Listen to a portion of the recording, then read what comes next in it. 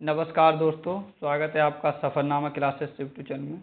जैसा कि आप सभी को पता है, आपके एसएससी एमटीएस के जो एग्ज़ाम है वो शुरू हो चुके हैं और मैं यहाँ करा रहा हूँ आपको एसएससी एमटीएस के प्रीवियस ईयर के क्वेश्चन पेपर।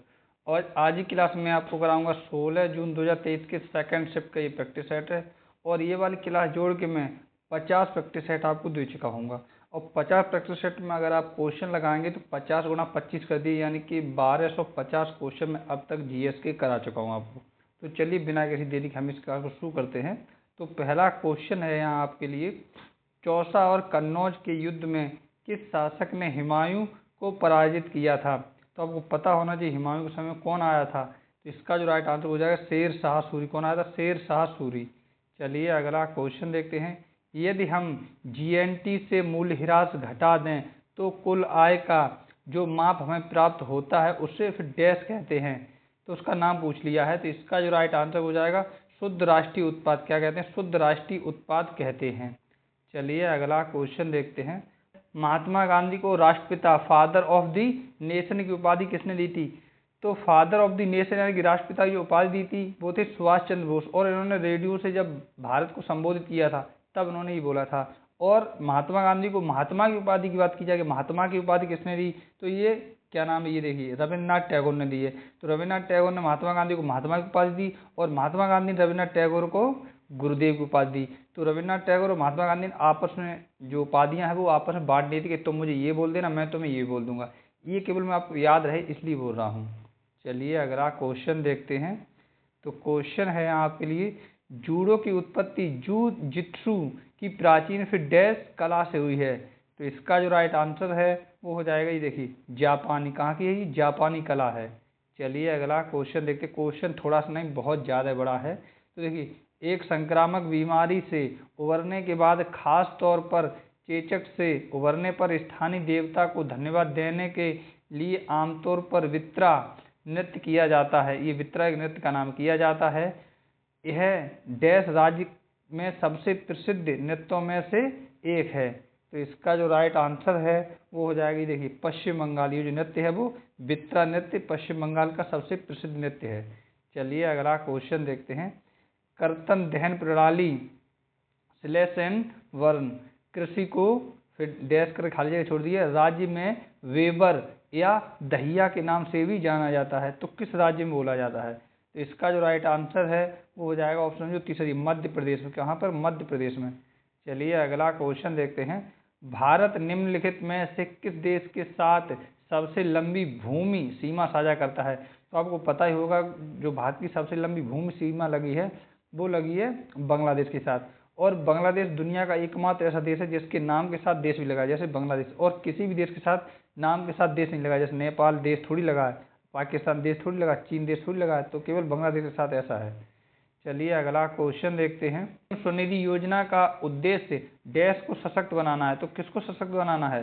तो इसका जो राइट आंसर है वो हो जाएगी, देखिए पथ विक्रेता। कैसे? पथ विक्रेताओं को। ठीक है, तो ऑप्शन नंबर जो इसमें तीसरा हो जाएगा यह बिल्कुल सही हो जाएगा। चलिए अगला क्वेश्चन देखते हैं। खाली पहले ही दे दिया है। तो फूल का मादा जनन अंग है। तो मादा जनन अंग पूछ लिया है, तो उसका नाम है दोस्तों स्त्री केसर। क्या? स्त्री केसर। चलिए अगला क्वेश्चन देखते हैं। सत्यजीत रे को वर्ष 1992 में भारत रत्न से सम्मानित किया गया था। वह एक प्रसिद्ध फिर डैश थे। तो वह क्या थे? तो इसका जो राइट आंसर हो जाएगा फिल्म निर्माता और निर्देशक। चलिए अगला क्वेश्चन देखते हैं। वह घटम के देवता गॉड ऑफ घाटम के नाम से भी जाने जाते हैं। पिछली पंक्ति में वह निम्नलिखित में से किसे संदर्भित करता है? तो वह की जगह नाम पूछ लिया जाए एक तरीके से। तो इसका जो राइट आंसर है वो हो जाएगा टी.एच. विनायक राम। कौन? टी.एच. विनायक राम जो है उन्हें घटम का देवता भी कहते हैं। चलिए अगला क्वेश्चन देखते हैं। ओलिवर ट्विस्ट उपन्यास के लेखक कौन हैं? तो इस उपन्यास के लेखक की बात की जाए दोस्तों तो उनका नाम है चार्ल्स डिकेंस। कौन? Charles Dickens. चलिए अगला क्वेश्चन देखते हैं।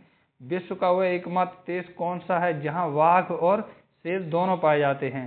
तो उस देश का दोस्तों नाम है जो उसने चौथा दिया, वाघ। केवल भारत की भूमि ऐसी है जहां वाघ और शेर दोनों पाए जाते हैं। चलिए अगला क्वेश्चन देखते हैं। निम्नलिखित में से किस गायक को भारत सरकार द्वारा 2022 में पद्म श्री से सम्मानित किया गया है? तो उन गायक के दोस्तों नाम की बात की जाए तो उनका नाम है सोनू निगम। कौन? सोनू निगम। चलिए अगला क्वेश्चन देखते हैं। पोंगल और मकर संक्रांति का ही दूसरा नाम है तथा यह मकर संक्रांति के समय ही फिर डैश राज्य के विभिन्न शहरों में मनाया जाता है। तो पोंगल का पूछा कौन से उसमें मनाया जाता है राज्य? मकर संक्रांति। उत्तर भारत में मकर संक्रांति मनाई जाती है, तो ये दक्षिण भारत का राज्य है। तो इसका जो राइट आंसर है वो हो जाएगा तमिलनाडु। कौन सा? तमिलनाडु। चलिए अगला क्वेश्चन देखते हैं। महाबोधि मंदिर परिसर का फिर डैश के जीवन से सीधा संबंध है। तो महाबोधि मंदिर जो है वो किसके जीवन से संबंधित है? तो इसका जो राइट आंसर है वो हो जाएगा भगवान बुद्ध। किससे? भगवान बुद्ध। चलिए अगला क्वेश्चन देखते हैं।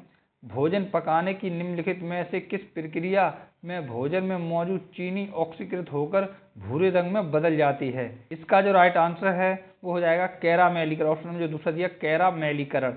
चलिए अगला क्वेश्चन देखते हैं।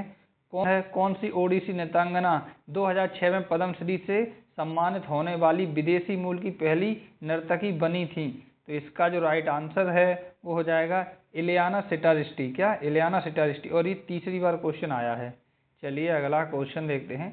निम्नलिखित में से कौन दक्षिण भारत की एक प्रमुख जनजाति नहीं है? तो जो प्रमुख जनजाति नहीं है, बाद बाकी तीन हैं, तो इसका जो राइट आंसर है वो हो जाएगा डांग। ये नहीं है दोस्तों। और ये देखिए बडागा, टोडा और इरुल्ला, ये तीनों ही हैं। चलिए अगला क्वेश्चन देखते हैं। ब्रिटिश सरकार द्वारा चंपारण कृषि कानून कब पारित किया गया था?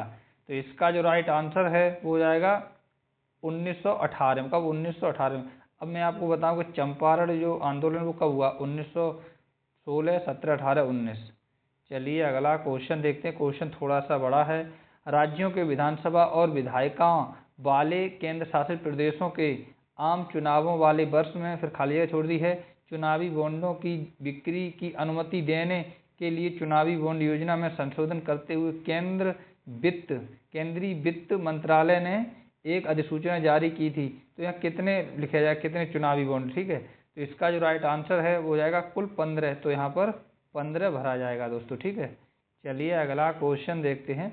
भारतीय संविधान के निम्नलिखित में से किस अनुच्छेद में मौलिक कर्तव्य सार्वजनिक संपत्ति की रक्षा करना और हिंसा को त्यागना का उल्लेख है? तो इसका जो राइट आंसर है वो हो जाएगा अनुच्छेद 51A के आई में। ठीक है, 51A के आई में, इतने अंदर जाके है। चलिए अगला क्वेश्चन देखते हैं। निम्नलिखित में से कौन फारस के राजा का एक राजदूत था जिसे विजयनगर भेजा गया था? तो उनका नाम था दोस्तों अब्दुल रज्जाक। कौन? अब्दुल रज्जाक। ऑप्शन मुझे चौथा है, बिल्कुल सही हो जाएगा। चलिए अगला क्वेश्चन देखते हैं। खाली जगह पहले छोड़ दिए, फिर लिखा और फिर खाली जगह छोड़ दी, यानी कि दो नाम आएंगे कि ऑक्साइड वर्षा जल में घुल जाते हैं और अम्ल बनाते हैं जिसे अम्ल वर्षा कहा जाता है।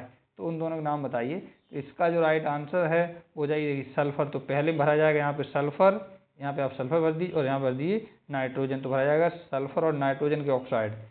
चलिए अगला क्वेश्चन देखते हैं और ये आपका लास्ट क्वेश्चन है।